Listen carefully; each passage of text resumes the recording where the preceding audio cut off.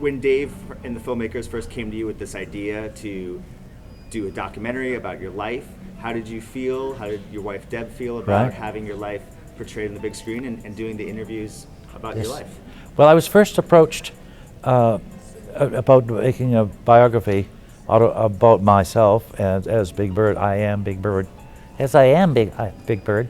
I got a phone call from a PR person, Ellen Lewis, who is for Sesame Street, said they'd approached her with the idea of doing this thing. And they thought it was a good idea, so they called me, and we arranged to go down to New York to talk to them. And so we met in this small conference room, and immediately liked these three very personable young guys. And they also have a lot of talent. I want to just sort of run down some of the highlights of the film and have you talk about these Sure. moments in your life, if you could. First, Big Bird in China. Well, it was awfully nice to reprise it for our life. Deb and I, wherever I go or whatever I do, she's always right there. And that was a perfect one for her to be there with, because she and a little girl named Lindsay, I believe I'm pronouncing it right, she didn't speak any English, but yet we could talk to her, and somehow through the heart and all, she seemed to understand everything we talked about.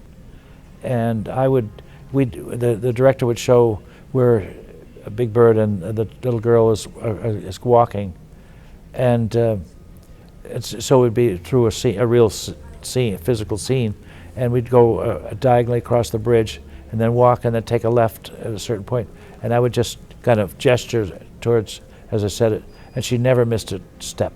But making that film was kind of a wonderful experience, and to have it incorporated so well into the story, because it's definitely one of the most exciting things I got to do.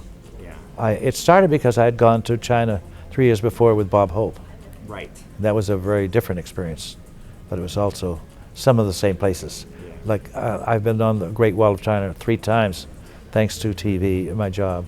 An episode of Sesame Street that I remember very much from my childhood is the Mr. Hooper episode. Yes. Could you talk a little bit about yes. that? I think that one of the most beautiful scripts and things we ever did with Sesame Street was that we lost Will Lee, who played Mr. Hooper, who was our grandfather figure on our show, and a sweet fellow. We truly loved him as a man. And I remember the last time I saw him, he didn't look well, but he never talked about it or complained. And so I saw him, and I thought that I might never see him again because he didn't look good that day. And I had the bird feed on. I walked over. We sat on the little wall around the 123 Sesame Street, the main brownstone. And I leaned against the wall with him, and I said, "I love you, Mr. Looper." And he said, "That's Hooper, Caroll. I love you too, Caroll." And that was our last words together. I wanted to ask you, of course, about your friendship with Jim Henson. Yes. And then this moving moment in the film where Big Bird sings "It's Not Easy Being Green" at his funeral. Well, that was probably the worst phone call we ever got.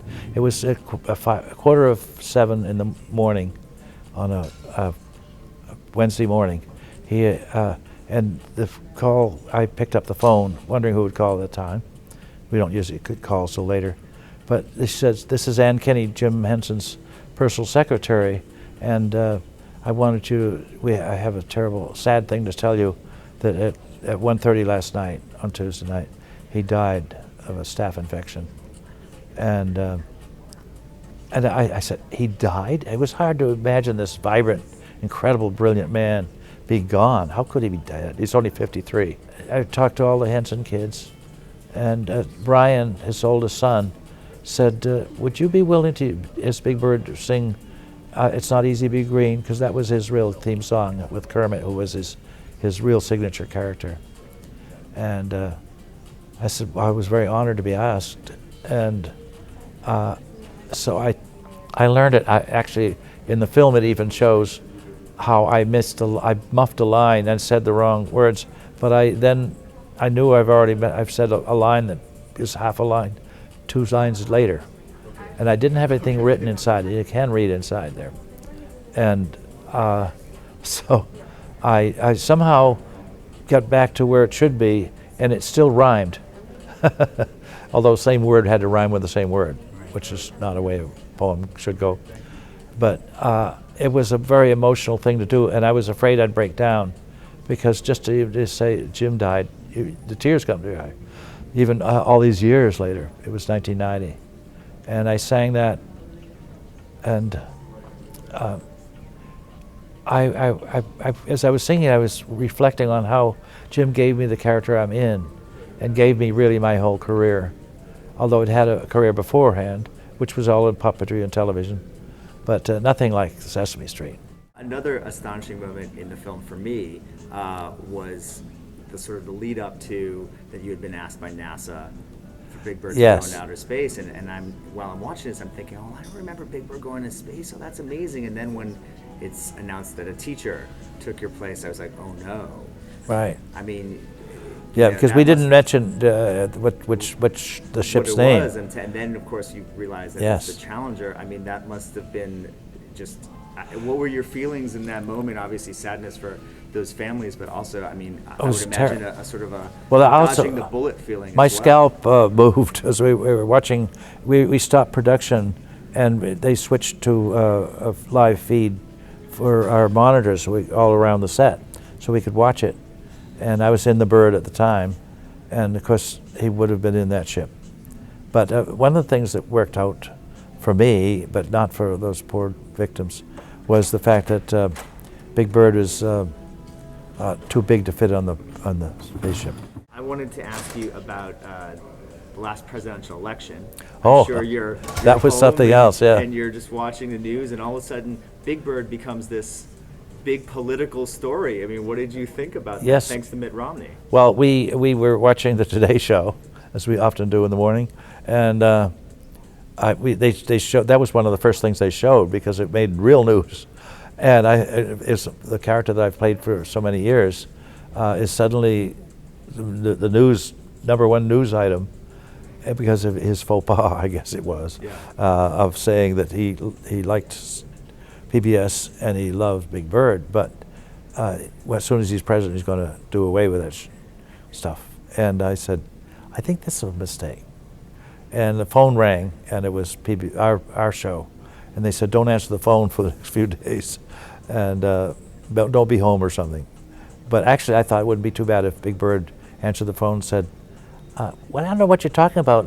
What's a presidential election? I thought we have a king, because he's 6 years old. Right. And I know when I was 6, you heard more about kings than presidents in stories for children. Right. And then you went on Saturday Night Live and did that great. Yeah, I had always wanted to go on Saturday Night Live, and I thought it'd probably be more like the Oscar. He's an adult, and although we just don't. It's because where he's from. It's a wonderful children's show, and he's not going to do very adult stuff. Oscar, it's a pleasure to speak to you. Oh, well, what an awful way to start.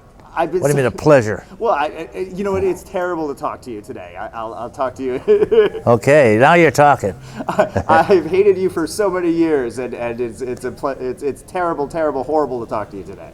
Wow. Hey, this guy's all right, Dave. Oscar, this film, this documentary, I Am Big Bird, that you are featured in, how did you feel that it's not called I Am Oscar the Grouch? Well, that's what I want to know. I can't stand these guys. They just all do everything right. Boy, that's not what a Grouch wants to hear. Well, and you've lived on Sesame Street in the trash can for so many years now, next to Big Bird. I mean, were you at all happy for Big Bird that he's getting this moment, this documentary, and this time? He's your neighbor. No, not at all. So, yeah, I could do without him. Yeah, okay. Right. Have you become friends with Big Bird after all these years? What's friend mean? Maybe you're a frenemy. Yeah, okay. Yeah. Well, and then just tell me a little bit about how do you feel to sort of be this iconic character now after and have touched so many generations of kids' lives? Iconic? What does that mean? Is anything like ironic? It's the opposite of ironic. Okay, it means you're very special, Oscar. Oh, well, I guess I can take that. Yeah, all right. Thanks. Oh, no, I said thanks again. That goes against my rules.